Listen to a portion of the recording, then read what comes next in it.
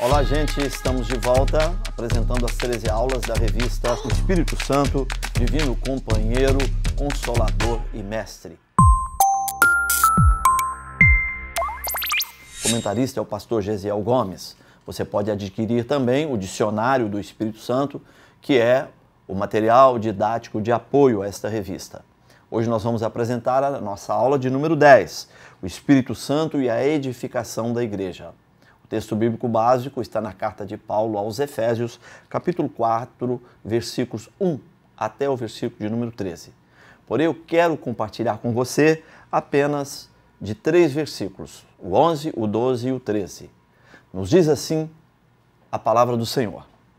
E ele mesmo deu uns para apóstolos, e outros para profetas, e outros para evangelistas, e outros para pastores e doutores, querendo o aperfeiçoamento dos santos, para a obra do ministério, para a edificação do corpo de Cristo, até que todos cheguemos à unidade da fé e ao conhecimento do Filho de Deus, a varão perfeito, à medida da estatura completa de Cristo.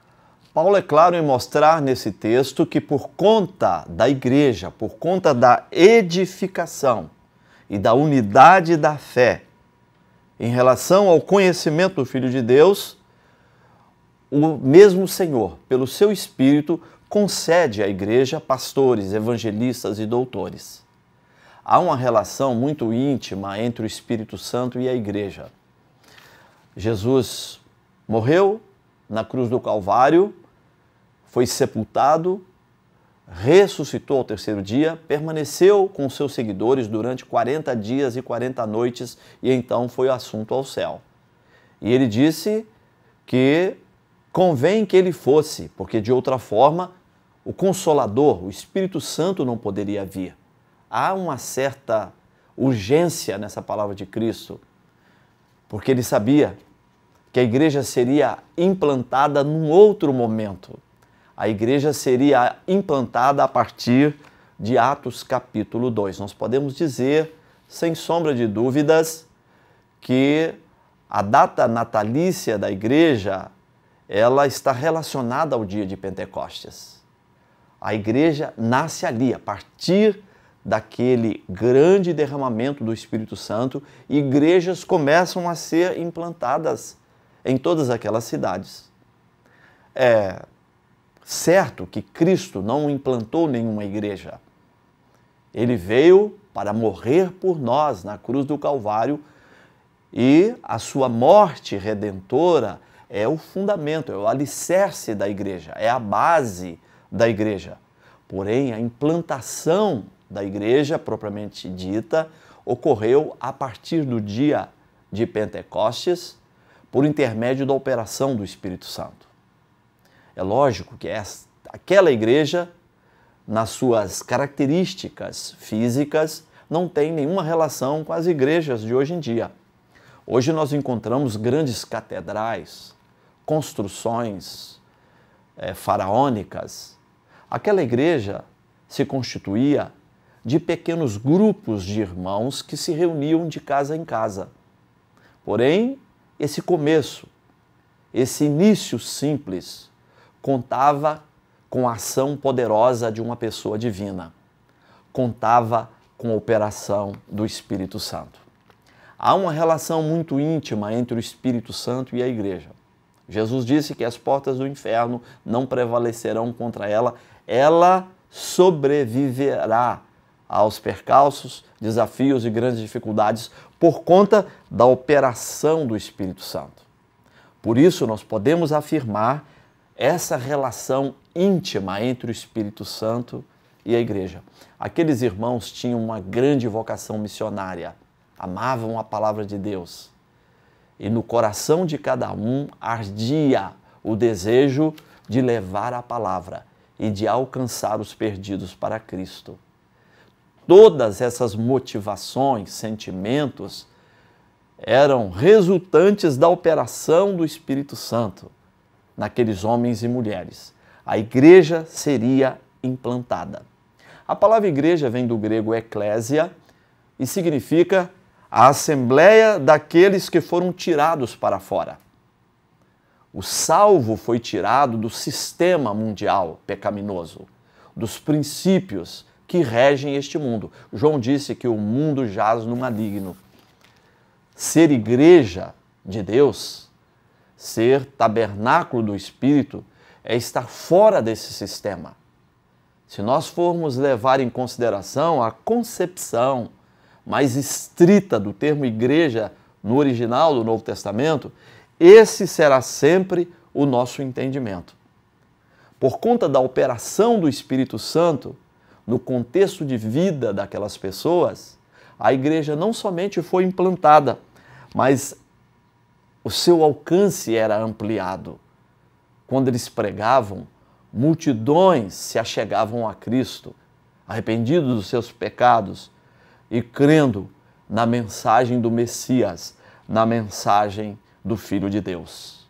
O Espírito Santo era o fator de impulsionamento, era o Espírito Santo que animava aqueles crentes, aqueles salvos. É certo que as dificuldades eram sobre-humanas, estava além da capacidade deles, mas eles recebiam ânimo, eles recebiam entusiasmo, eles recebiam a vida do próprio Espírito Santo para conseguirem realizar a grande missão que haviam recebido. Aquelas pessoas ficaram unanimemente em torno desta grande missão. Havia união entre eles. E uma igreja cujas portas do inferno não prevalecerão sobre ela é uma igreja que tem essa característica. É uma igreja na qual o Espírito Santo proporciona a união, o espírito de unidade. Sem essa unidade, a igreja não avança, a igreja não cresce. É visando esta unidade é que Deus deu à igreja pastores, evangelistas e mestres e doutores. É visando a edificação e a unidade desta igreja. Ela é uma instituição formada por diversos membros, pessoas de diversas características, diferentes perfis. Porém, o espírito que opera nesta igreja é o mesmo. É o espírito da unidade. Além disso, o Espírito Santo comunica esperança no seio desta igreja. Aquelas pessoas mesmo perseguidas, maltratadas, torturadas, presas muitas vezes, elas basearam a sua vida na esperança. E a esperança do crente é que faz vencê-lo, é que o conduz à vitória. É a esperança. A esperança é a certeza de que nós não vamos ser derrotados, não vamos passar pela vergonha. E a nossa missão será cumprida. Os membros da igreja são unidos pelo batismo. Essa palavra batismo, ela precisa ser compreendida dentro do seu contexto. Existem vários tipos de batismo. Por exemplo, em Atos capítulo 19, Paulo está na igreja dos Efésios e ele pergunta: recebestes vós o Espírito Santo quando crestes? E eles disseram: não. E então Paulo pergunta: em que batismo fostes então batizados? E eles respondem: no batismo de João. Então Jesus os batiza na fórmula do batismo cristão. Jesus os batiza por imersão em águas. E posteriormente ora por eles e eles então são batizados no Espírito Santo. Nós temos aí o batismo nas águas. Aqueles cristãos já eram regenerados, logo já haviam passado pelo batismo espiritual, o batismo de regeneração, e quando Paulo ora por eles, eles começam a falar em outras línguas, como evidência de que receberam também o batismo no Espírito Santo. Mas quando Paulo diz um só batismo, uma só fé, ele está se referindo ao batismo de regeneração. Ele está se referindo àquele momento em que a pessoa se arrepende dos seus pecados e crê no sacrifício de Cristo. A igreja é composta de pessoas unidas pela regeneração. E nós não fomos regenerados por coisas corruptíveis, como prata e ouro. Mas nós recebemos a regeneração, o novo nascimento, por intermédio da operação do Espírito Santo. É esse mesmo Espírito que mantém a igreja. O Espírito Santo não é apenas o fundador da igreja, ele é também o seu mantenedor. As portas do inferno não triunfarão sobre ela. Essa igreja tão combatida, ela não será derrotada. Por quê? Porque a terceira pessoa da Trindade mantém a sua marcha. Ela sempre avançará, porque ela conta com o apoio e a sustentação do Espírito Santo. É o Espírito Santo que nos sustenta. É o Espírito Santo que nos ampara, que nos fortalece, que nos guia e que nos dirige. E nós temos a certeza de que não seremos jamais derrotados, porque Ele está conosco e Ele é a garantia da nossa vitória. Chegamos ao final desta aula. Que Deus abençoe a sua vida de uma maneira muito especial e poderosa.